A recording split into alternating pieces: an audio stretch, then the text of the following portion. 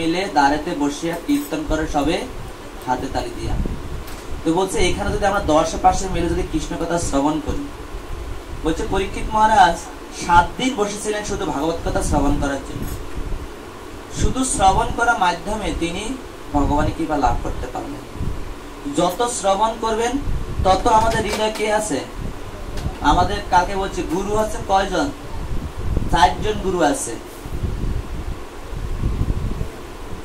4 জন গুরু আছে। কয়জন গুরু আছে? 4 জন। একটা আছে কি গুরু? পথ প্রদর্শক গুরু, যিনি আপনাকে প্রথম মন্দির দেখিয়ে দিয়েছেন, যান ইস্কনে যান, এটা কেম গুরু? পথ প্রদর্শক। আরেকটা কি গুরু? শিক্ষা গুরু। শিক্ষা গুরু আছে কিনা? শিক্ষা গুরু পরে কে আছে? দীক্ষা গুরু। দীক্ষা গুরু পরে কে আছে?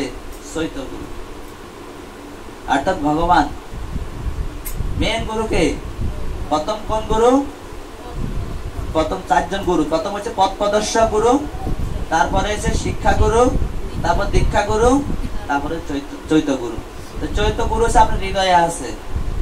এই যে 10 পাশে মিলেছেন, আপনারা বসে আছেন এখানে হরি কথা শ্রবণ করার জন্য।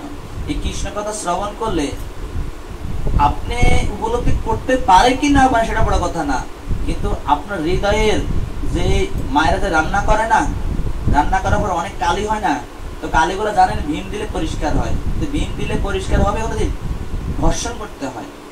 যত আমরা এখানে কৃষ্ণ কথা শ্রবণ করব ততই বুঝতে হবে আমার পাপ ক্ষয় হয়ে যাচ্ছে সেকেন্ডে সেকেন্ডে। যত আমরা কৃষ্ণ কথা শ্রবণ করবো, ভাগবত কথা শ্রবণ করবো, কষ্ট হোক, পা লেগে যাচ্ছে, দরকার আমরা চেয়ারে বসবো, তারপরও কেন কষ্ট করে বসে থাকবো? আর যত শুনবো ততই আমাদের চিত্ত মার্জন হবে। এই হচ্ছে হরিকথার মূল আসল কথা। এখানে আমাদের কষ্ট হলো আমাদের হরিকথা শ্রবণ করা উত্তম। হরে কৃষ্ণ।